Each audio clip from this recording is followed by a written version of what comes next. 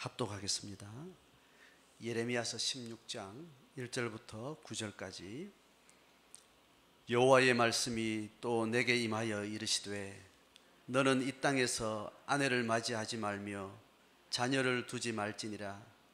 이곳에서 낳은 자녀와 이 땅에서 그들을 해산한 어머니와 그들을 낳은 아버지에 대하여 여호와께서 이와 같이 말씀하시오니 그들은 독한 병으로 죽어도 아무도 슬퍼하지 않을 것이며 묻어주지 않아 지면의 분토와 같을 것이며 칼과 기근에 망하고 그 시체는 공중의 새와 땅의 짐승의 밥이 되리라.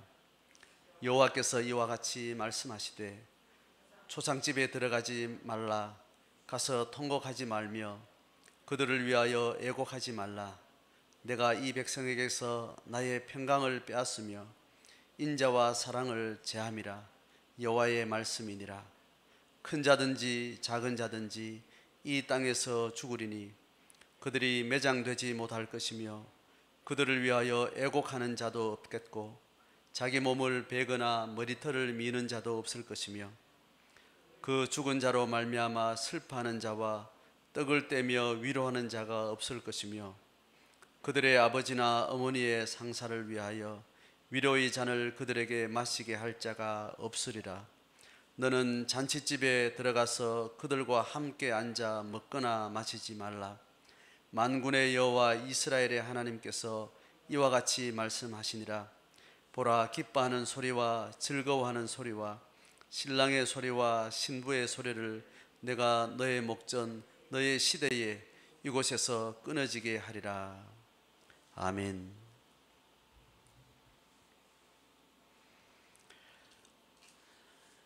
예레미야 16장이 시작된 오늘 본문은 앞에 있는 예레미야 14장, 15장이 하나의 큰 단락으로 예언의 한 단위를 구성하고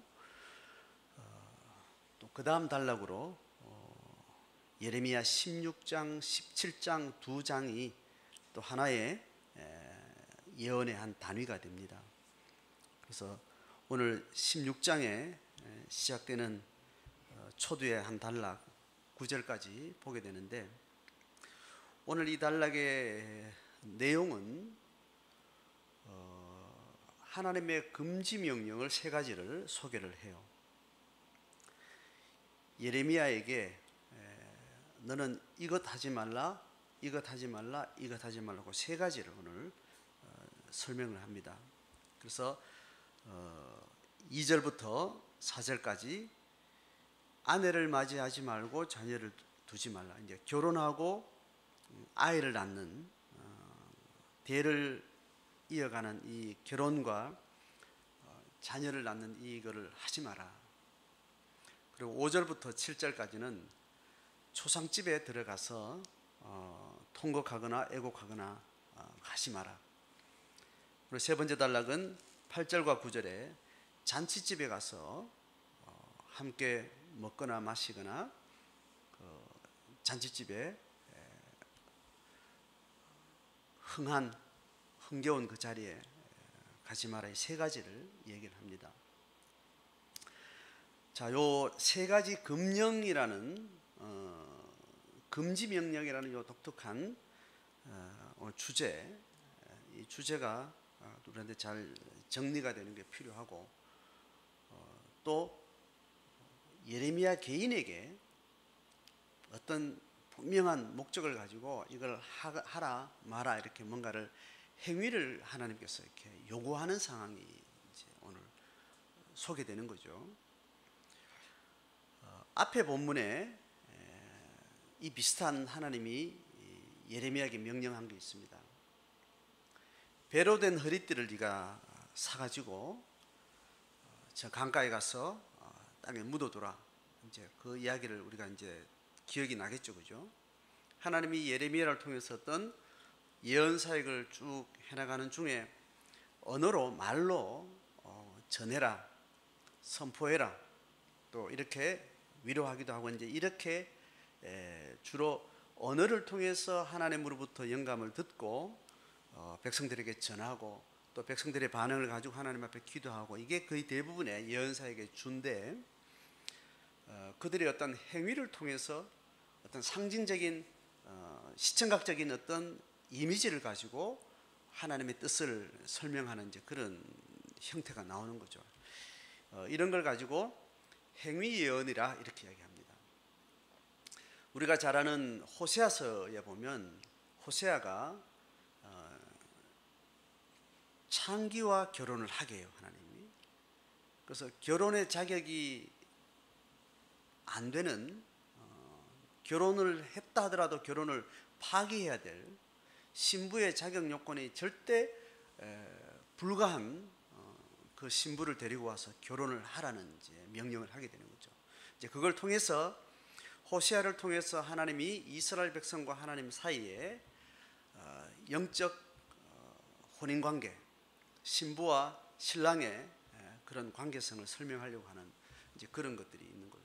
이사에서도 마찬가지고 크거나 작거나 어떤 행위를 하게 하고, 어떤 행위뿐 아니라 그 사람의 개인의 신상의 결혼 문제, 오늘도 이제 이게 나오죠. 결혼하라 마라, 자식 갖지 말라, 이런 이야기. 호세아의 삶에서는 정말 치명적인 부정적 명령을 또 그렇게 하게 하는데, 이런 일들이 이제 있는 거죠. 그게 파괴적이고 충격적일수록 그 이미지가 워낙 강력하기 때문에 하나님이 예언자를 통해서 이스라엘 백성들에게 전달하려고 하는 분명한 뜻, 하나님의 계시, 이런 것들이 선명하게 전달이 되기 때문에 이걸 비유로 사용하는 겁니다.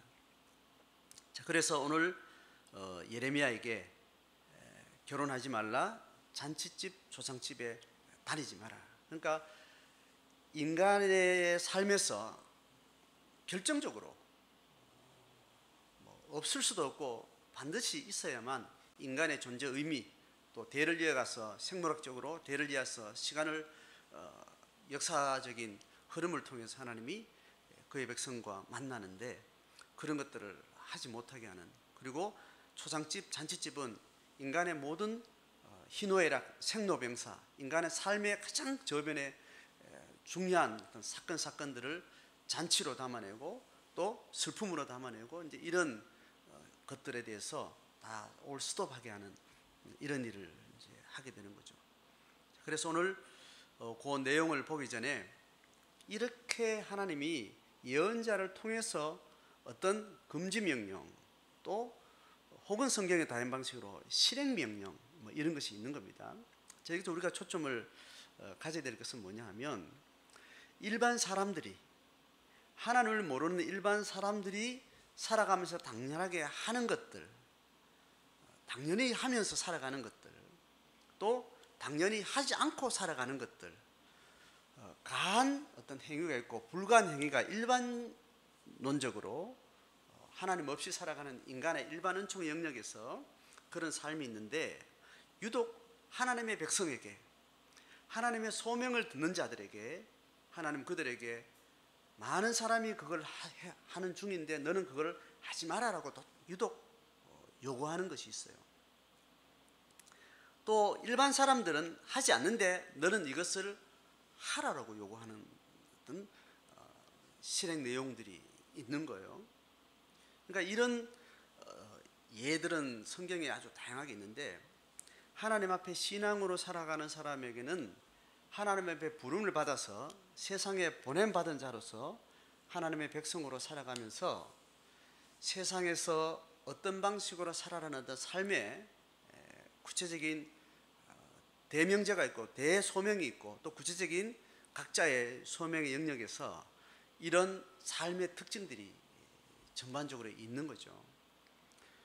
그 중에 오늘 한 가지 한 케이스를 아주 구체적으로 클로즈업해서 우리가 보게 되는 겁니다.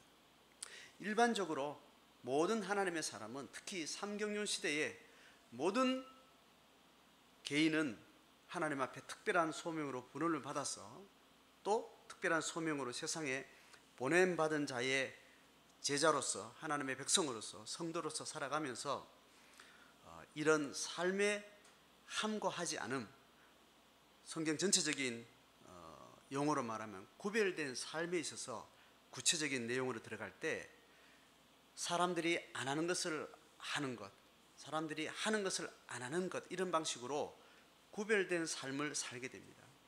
이게 형태적으로 세상과 다르게 산다는 어떤 외적인 모습으로 구별됐다고 말하고, 내용으로 들어가면 거룩한 삶을 산다라고 이야기를 할 수 있는 겁니다. 그래서 하나님의 백성이 거룩한 백성 되어서 하나님을 모르는 세상에서 거룩한 하나님의 백성으로 살아가는 것, 그건 거룩하지 않은 세상 사람들과 구별된 삶을 살아간다, 이렇게 설명이 되는 거거든요. 자, 그것을 지금 예레미야에게 요구하는 거예요.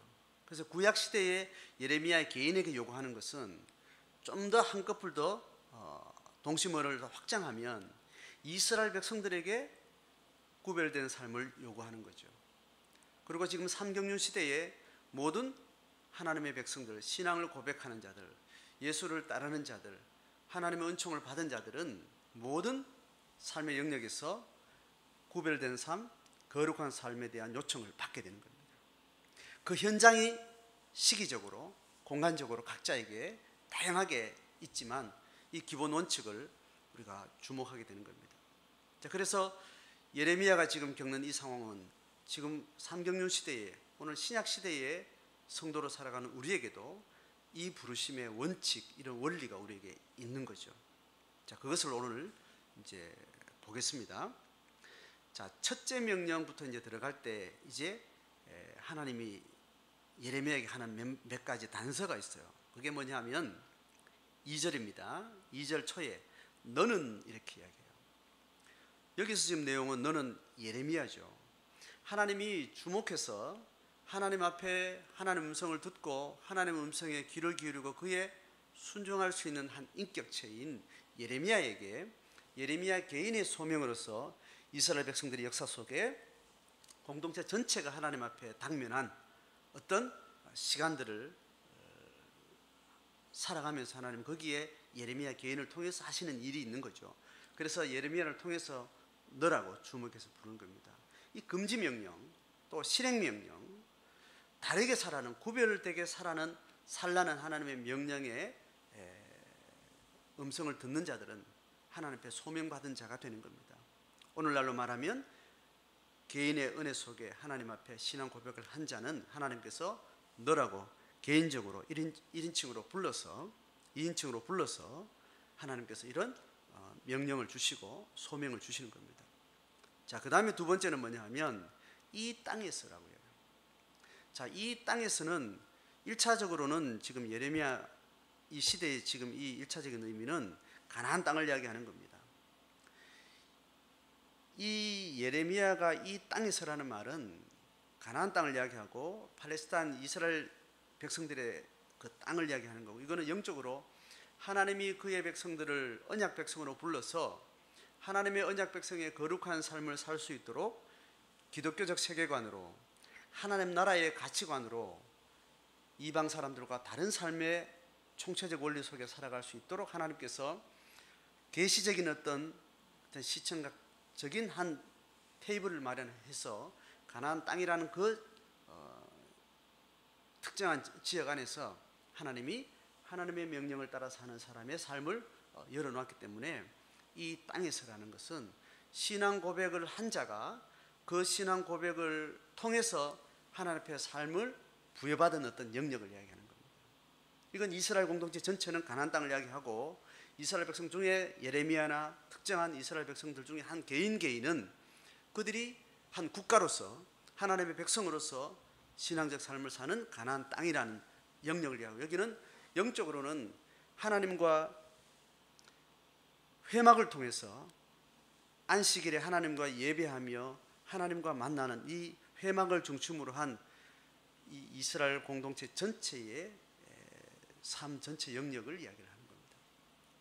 자, 이것은 오늘날 삼경륜 시대의 신약 시대로 넘어오면 이 땅에서라는 말은 하나님과 관계 맺고 예수 십자가 은혜를 받고 나서 제자가 되고 하나님의 백성이 되어서 하나님 앞에 다시 세상에 보내짐 받아서 하나님을 모르는 사람들이 사는 세상 안에서 내가 예수 이름으로 살겠다는 그 땅을 이야기하는 겁니다. 그러니까 믿는 사람이 살아가는 모든 삶의 영역은 공간적인 영역이 다양하게 있지만 예수 믿는 사람이 신앙 고백을 했다는 그 전제로 믿는 사람이 사는 모든 발딛는 땅 삶의 영역은 다 바로 이 땅이 되는 겁니다. 가나안 땅의 어떤 원리대로 살아가게 되는 겁니다. 성령을 중심으로 하나님 앞에 예배하기 때문에 지금은 이제 공간적인 제한된 영역에서 이것을 이제 모든 공간으로, 공간 개념이 이제 편재의 영역으로 다 열리게 된 거죠. 구약 시대는 성령 시대가 아니기 때문에 공간적 한계 속에 이 일이 이루어졌다면 지금은 성령 시대에 성령을 통해서 공간을 초월한 믿는 사람들이 가는 어떤 공간에서든지 성령을 통해서 예배가 되어지고 하나님의 임재 경험을 하게 되고 하나님과 소통할 수 있는 그 영감의 공간을 우리가 만들 수 있기 때문에 우리가 이야기하는 이 삼경륜의 이 땅은 예수 믿는 사람들이 가는 땅을 이야기하는 겁니다. 살아가는 모든 땅을 이야기합니다. 자, 그럴 때 믿는 자들이 이제 오늘 하지 말라 하라는 이 실행의 영역은 다 구별된 영역이고 거룩한 영역이고 하나님의 소명을 허락하신 이 땅이 되는 거예요. 자, 그렇게 할 때 오늘 하라 하지 말라는 이 내용도 그렇고 지금 삼경륜 시대의 성령 시대의 성령과 함께 동행하면서 내가 하나님의 소명에 실행할 영역이 되는지 아닌지를 우리가 구별을 해야 됩니다. 무슨 말인가 하면 예수 믿는 사람이 학교에 갔다, 직장에 갔다, 가정에 왔다, 여기 살고 저기 살고 이런 관계 저런 관계 어떤 관계적 영역이 있는데 그 영역이 하나님의 명령을 실행하는 이 땅이 되려면 하나님과 예배가 이루어지고 신앙의 고백이 실행될 수 있는 그 땅에 있어야 되는 거예요. 다시 말하면 가정에서는 내가 하나님의 말씀을 순종하고 듣고 실행하고 실행하지 않고 하나님이 통치하시는 이 땅이 되는데 직장에 가보니까 내가 가정에서 고백하면서 하나님의 소명의 삶을 살고 제자의 삶을 살아가는 그런 실행을 할 수 있는 성령의 음성을 듣고 하나님의 음성을 따라서 내가 살아가는 그 삶이 가정에는 되는데 직장에는 안 되더라는 거죠. 그러면 그 땅을 내가 구별해야 돼요. 그 직장을 안 가야 돼요. 그 직장에서 하나님의 삶을 순종할 수 있는 그 땅이 되도록 해야 되고 그것이 안 된다면 다른 직장이나 다른 영역을 선택을 해야 됩니다. 그러니까 모든 성도의 선택, 관계적 선택, 시간의 선택, 공간의 선택, 조직의 선택, 어떤 삶의 지경을 만들어 갈 때 그 지경은 하나님이 통치하시는 그 땅이 되도록 하는 것이 하나님 앞에 우리한테 요구하는 사항이라는 거예요. 그래서 내가 선택할 수 없는 영역이 하나님을 만나고 나면 바로 이 땅이 되는 겁니다. 하나님 모를 때는 내 생물학적 부모가 내 인생에는 저주거리였고 수치스러웠는데 하나님을 만나고 나니까 사람들이 어떻게 판단하든지 내가 어떤 어둡고 힘들고 아픈 경험을 했든지 내가 선택할 수 없었던 나를 낳아주신 부모와 관계 맺는 이 영역이 던져진 영역이라고 제가 이야기를 하죠. 하나님 이미 결정해놓고 나를 보낸 그 영역, 이 영역이 예수를 알고 나면 그 땅이 이 땅이 되는 겁니다. 예수를 알지 못할 때는 그 땅이 버림받은 땅이고 수치스러운 땅이고 저주의 땅이었지만 내 부모 관계가 예수를 알고 나니까 하나님이 내게 허락하신 그 저주의 땅이 예수 안에서는 축복의 땅이요 하나님의 부름의 기회요 하나님 나를 보내신 소명으로 이 땅이 되어지는 겁니다. 그렇게 변화가 일어나죠. 그 변화의 시기도 개인마다 다르겠죠. 그죠? 또 내가 낳은 자식도 내가 이 새끼를 이렇게 놓으려고 생각 안 했겠죠. 남녀 성별도 내가 정했고 기질과 성향도 그냥 하나님께서 자녀를 낳게 하시는 것을 내가 받아들일 때 이런 자녀를 주신 거죠. 생물학적으로 정신적으로 영적으로 주셨을 때 예수 밖에 있으면 그것이 사람들이 바라보는 어떤 가치 기준대로 내가 화가 되기도 하고 복이 되기도 하고 슬픔이 되기도 하고 기쁨이 되기도 하고 이렇게 왔다 갔다 하지만 그 자녀와 함께하는 관계적인 이 땅이 예수 안에서는 바로 거룩한 땅 구별된 땅이 되는 거예요. 그렇게 될 때 내가 자녀와 함께 삶을 만들어가는 선택의 영역이 있어서 그 선택의 영역은 이제 하나님이 통치하는 땅이 되도록 선택을 해가는 겁니다.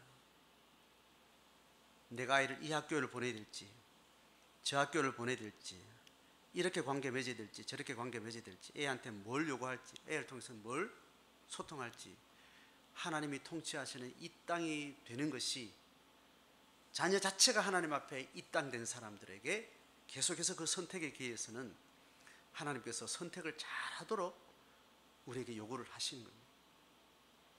직장도 마찬가지. 이제 내가 선택할 수 없는 영역이 하나님이 나를 만나서 이 땅이 된다면, 거룩하고 구별된 땅이 된다면 이제 내가 그 모든 허락한 영역에서 내가 선택해야 될 영역, 그 영역도 이제는 내게 절반의 책임을 우리에게 요구하시는 겁니다.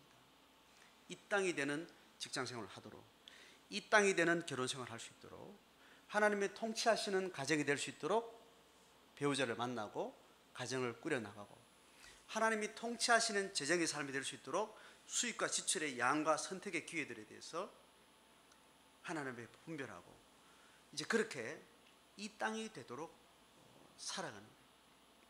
자, 그들에게 하나님이 이제 요구하기를, 구체적으로 현장에 들어가면 당연히 해야 될 거 하라는 때가 있고 당연히 해야 될 거 하지 말할 때가 있고 당연히 안 해야 될 거를 안 하는 것들을 하나님 하라 할 때가 있습니다.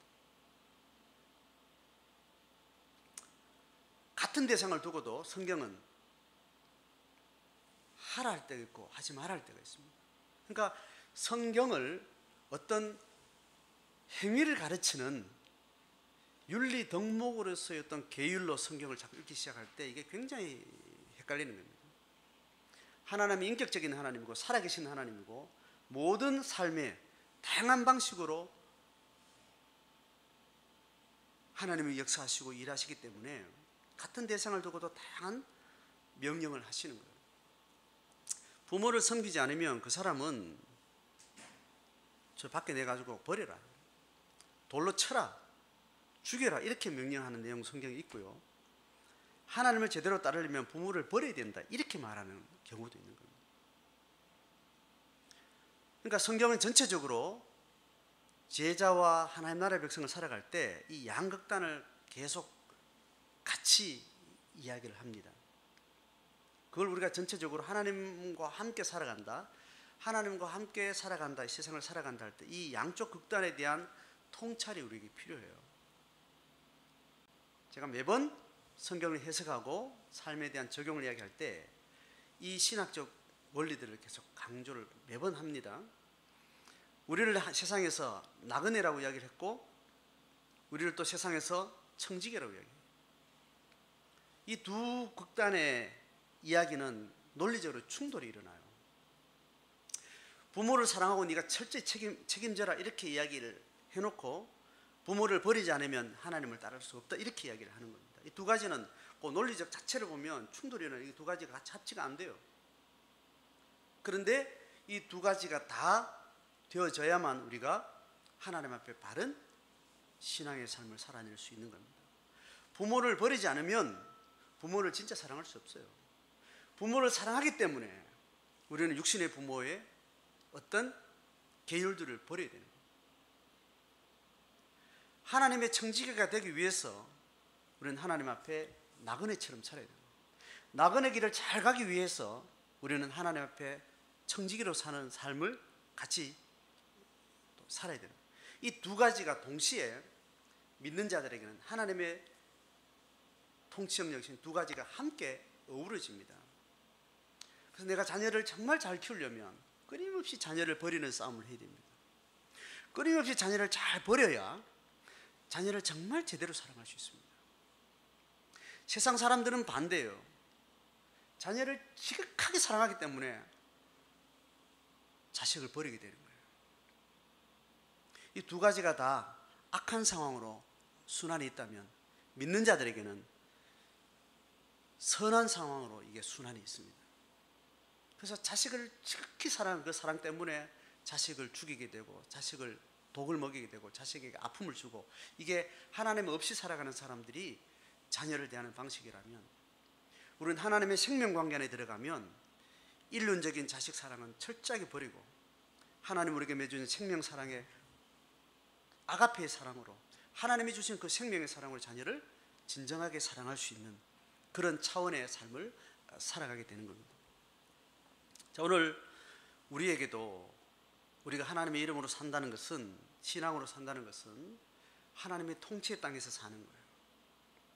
하나님의 통치의 땅은 세상 사람들과 다른 방식의 삶을, 양극단의 원리를 가지고 우리에게 살아가는 원리를 이야기합니다. 오늘 보세요. 아내를 맞이하지 말라는 거예요. 자, 구체적으로 지금 예레미야에게 결혼하지 마라, 자녀 놓지 마라. 예레미야에게는 이런 삶으로 하나님의 사람과 자기 소명을 살아내야 될 어떤 자기 부름이 있는 거죠. 바울도 그래서 그렇게 살았습니다. 그런데 어떤 사람은, 대부분의 사람은 결혼을 하고 자녀를 놓고 그렇게 가정을 이루는 그 삶 안에서 하나님의 통치 삶을 살게 하시는 거예요. 개인에게 완전히 다르게 될 수 있고, 한 개인도 이럴 때가 있고 저럴 때가 있는 거죠. 오늘 그 이야기를 하는 중에 우리는 그 때와 그 공간을 잘 분별해서 지금은 내가 결혼할 때이고 또 언제는 가족을 버려야 될 때고 그런 때가 있다고요. 성경은 전체적으로 때에 대한 이야기를 합니다. 공간에 대한 이야기를 합니다. 분별에 대한 이야기를 하는 거죠. 구약 성경의 전도서에 보면 4장에 이 때한 이야기를 또 아주 정말 다양하게 이야기를 합니다.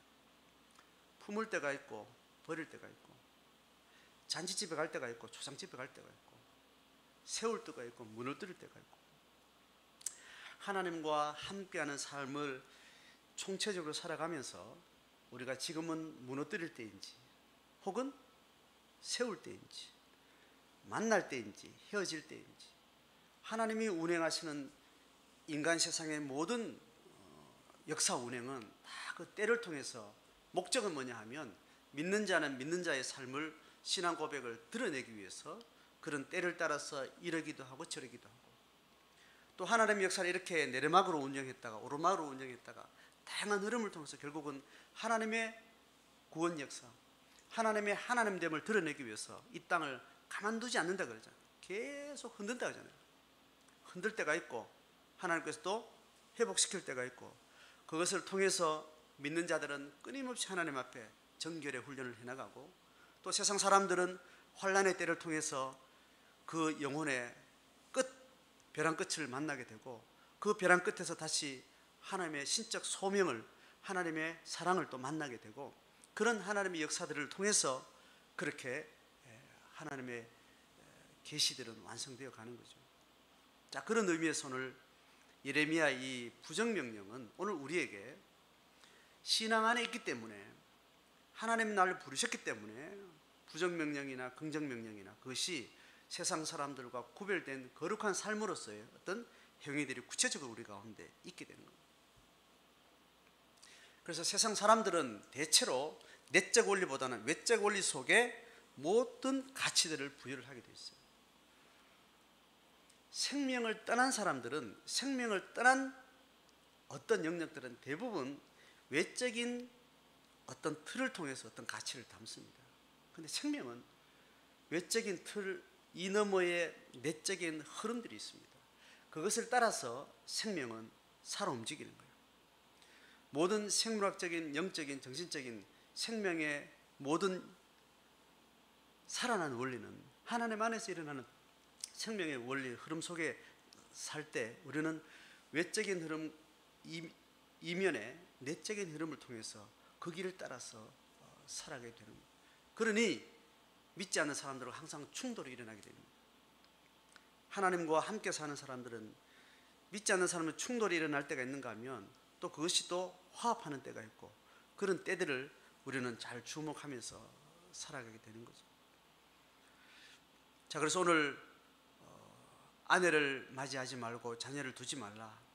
그리고 두 번째는 초상집에 들어가서 통곡하거나 애곡하지 말라. 자, 이 항목들 이야기하고 나서 그 이유를 설명을 해요. 이유를. 지금 번역에는 안 나타나는데 히브리 원문에는 부정명령을 금지명령을 하고 나서 그 다음 이유를 설명할 때 키, 왜냐하면이라고 하는 단어가 분명히 이렇게 다 이렇게 들어가요. 그러니까 그 부정명령의 이유가 있는 거예요. 하나님이 어떤 것을 했기 때문에 너는 이렇게 행동하라, 혹은 이걸 행동하지 마라 라는 것이 있어요. 그 이유가 뭐냐 하면 하나님이 일하시는 것, 하나님이 중요하게 생각하는 것, 그것을 주목할 때, 하나님의 생명에 주목할 때 그것 때문에 남들 해도 너는 하지 마라. 하나님이 행하시는 그 일들이 여기 주목할 때 남들이 안 하는 걸 넌 해라, 이렇게 되는 겁니다. 그래서 키가 중요하죠. 히브리 언어 자체가 왜냐하면이라는 말이 키라는 말이에요. 키. 그래서 3절에 이렇게 이야기합니다. 아내와 자식 두지 마라. 이 이유는 뭐냐 하면 이제 하나님이 심판해서 가정이 다 깨지고 부모로서 자식으로 자녀가 있는 만큼 수치의 역사가 지금 진행되고 있기 때문에 그거 하지 말라는 거예요. 이 땅에서 해산한 어머니와 아버지에 대해서 하나님 말하기를 그 부모가 죽어도 아무도 슬퍼할 자식이 없고 또 그들을 위해서 뭔가 죽음을 장사 지낼 수 있는 그런 상황이 못 된다. 그러니까 지금 심판의 때이기 때문에 어떤 삶을 어떻게 만들어가는 거 그거 하지 마라.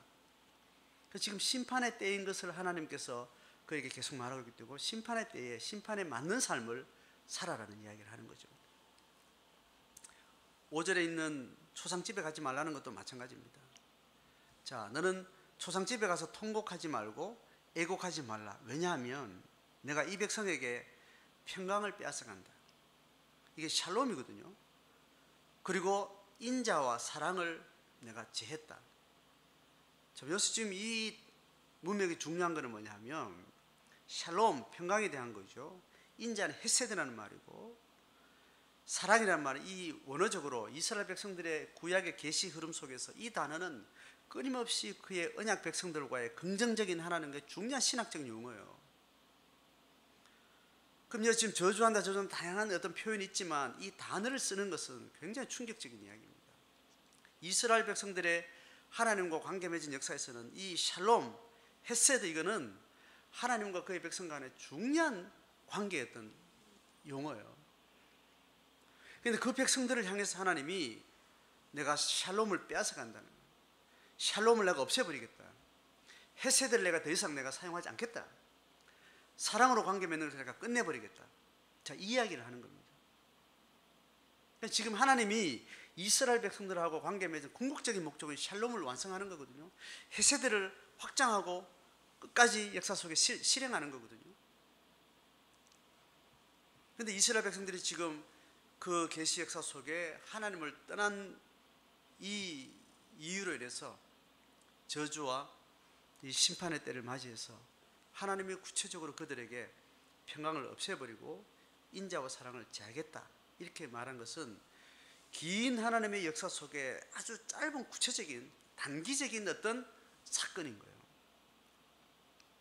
그래서 이것은 하나님이 우리에게 평강을 제하고 헤세드를 없애겠다, 이런 표현이 구약적인 표현으로 되지만 지금 삼경륜 시대에 이것을 적절하게 표현하면 어떤가 하면 하나님의 백성들이 하나님의 통치에서 벗어나는 순간, 벗어나는 것 자체가 하나님의 평강을 비껴나간 거예요. 여기서는 이스라엘 백성들이 하나님을 떠났기 때문에 하나님은 그들에게 비추고 있는 평강과 헤세드를 하나님이 거둬가셨다, 이렇게 조건적으로 하나님이 행하는 것을 표현하지만 실제 사건은 뭐냐면 우리가 하나님의 생명을 붙들지 않고 우상을 섬기는 순간 그 자체가 하나님의 평강으로부터 우리가 도망가는 거예요.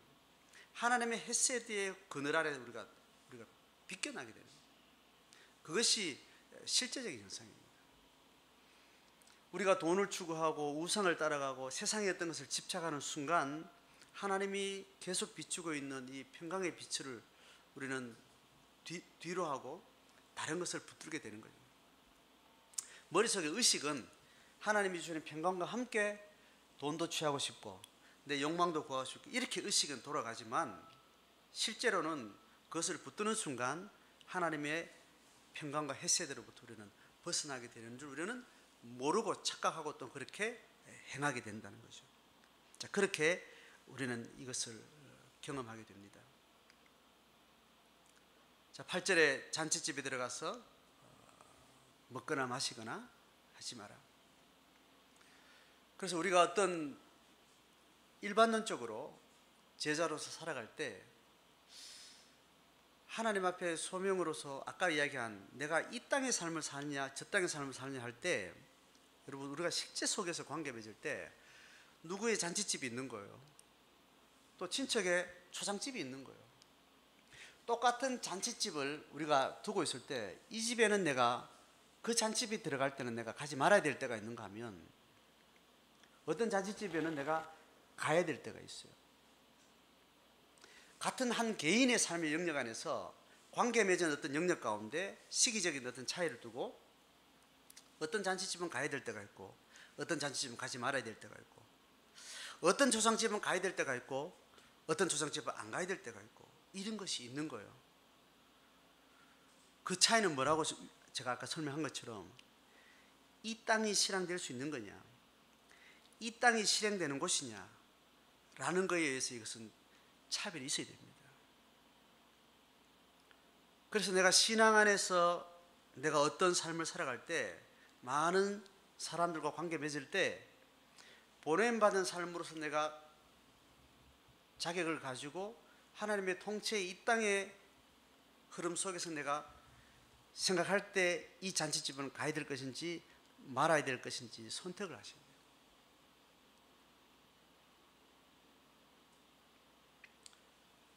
그건 성경의 신약의 표현은 단순한 거예요. 하나님의 영광이 되는 영역은 가고 하나님의 영광이 되지 않는 영역은 가지 않는 거예요. 자, 신앙의 원칙은 이런 기준이 되어야 돼요. 근데 밖에서 외적인 그 사람의 행위를 보는 사람 입장에서는 저 사람 좀 이상하다. 그냥 같은 조건인데 어떤 사람은 가고 어떤 사람은 안 가네. 이렇게 보여줄 수 있어요. 그런데 믿는 사람 하나님과 관계 안에서 내가 이 잔치집은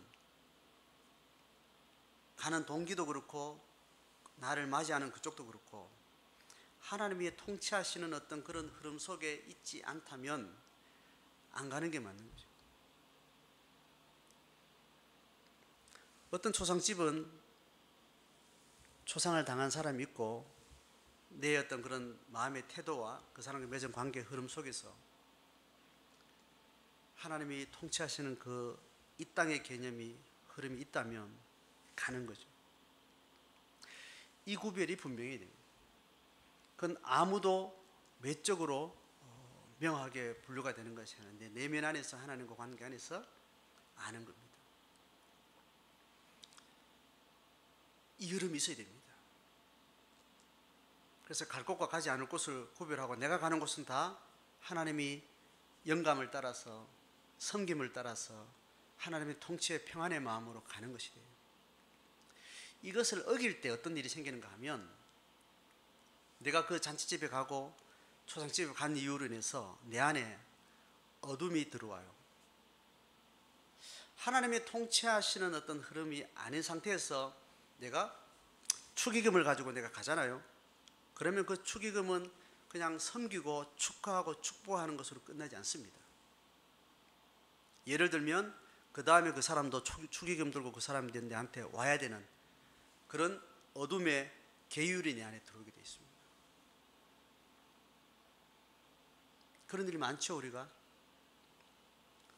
그 사람이 내게 다시 갚을 거 생각 없이 그냥 마음으로 기쁘게 할 수 있는 능력이 있는가 하면 근데 똑같은 뭔가를 했는데 본전 생각이 나고 그런 경험이 있는 거예요.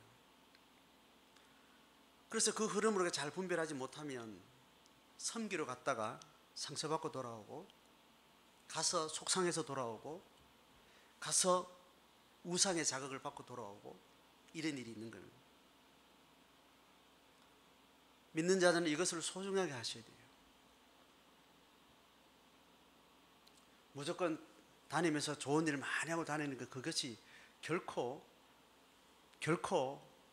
길게 근원적인 의미에서 하나님이 함께 하시는 삶이 아닐 수 있는 겁니다.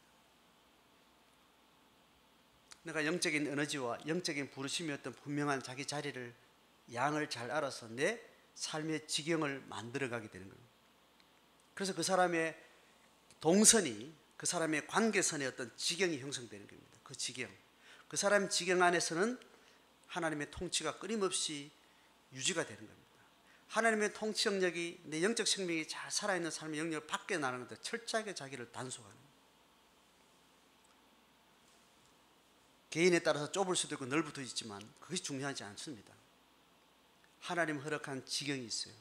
어떤 사람은 아주 좁게, 관계를 아주 좁게 할 수 있어요. 어떤 사람은 관계를 다양하게 할 수 있어요.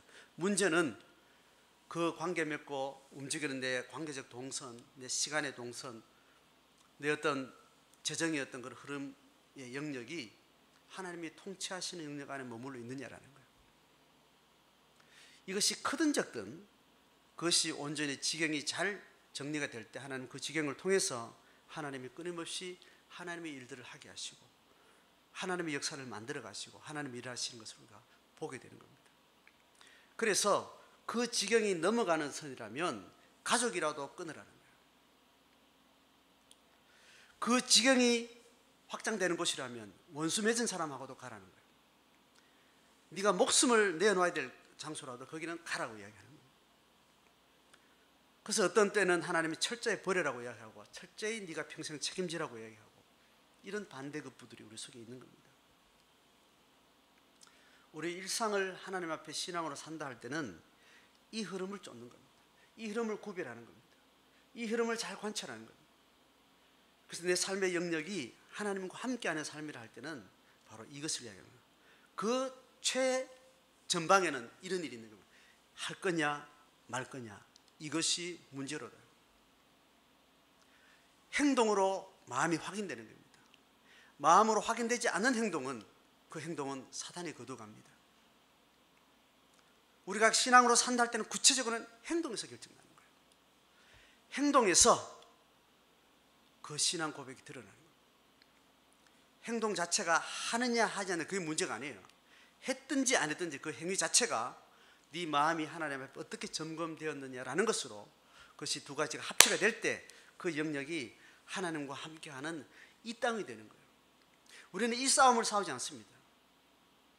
하나님이 통치하시는 흐름인지를 보지 않고 내가 하는 것이 유익할까 유익하지 않을까, 저 사람이 좋아할까 좋아하지 않을까, 윤리적으로 제도적으로 이게 바른 건가 그렇지 않은가, 이런 습성으로 우리는 어떤 행위들을 끊임없이 스캔을 하고 검열을 해요.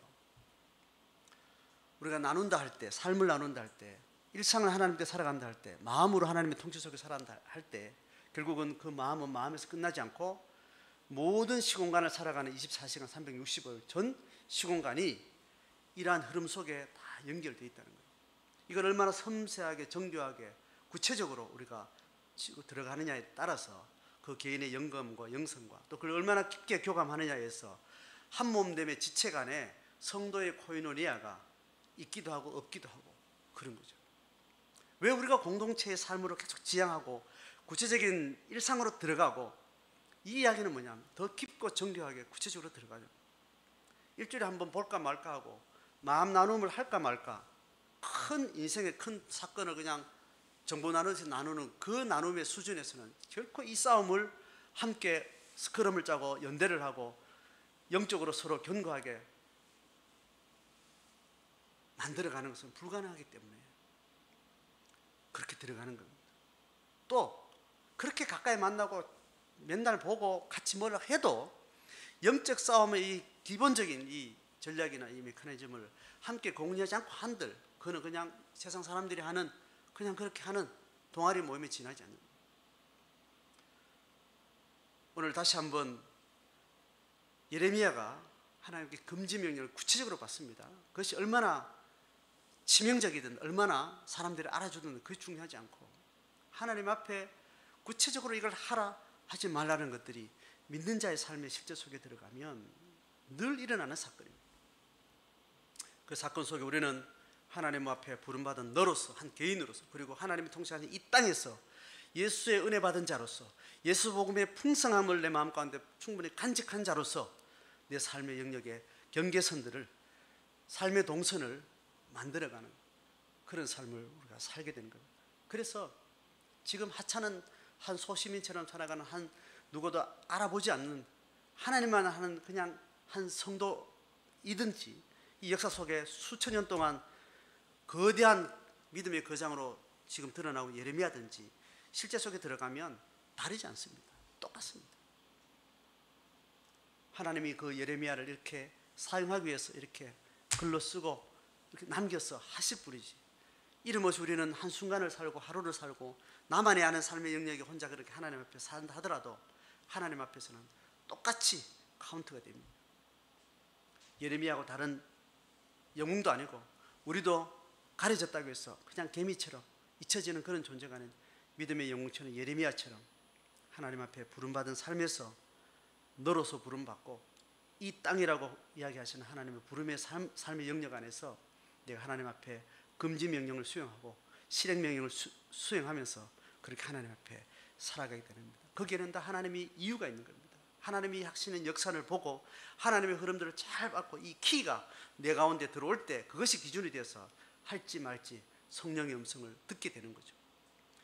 이것을 공유하는 자들을 가지고 하나님께서 비밀을 공유하는 자들이라고 했습니다. 이 사연을 아는 자는 아는 자만이 알 수 있는, 성령의 코인원의 연대 속에 있는 자들만이 비밀을 공유하는 자들이라고 했습니다. 그것이 교회요, 성도의 관계 속에 이 사건들이 있는 줄 압니다. 오늘도 우리의 삶 속에서 예레미야와 같은 그런 고백, 삶, 또 그런 간증들이 있기를 주의 이름으로 축복합니다. 찬송 같이 하겠습니다.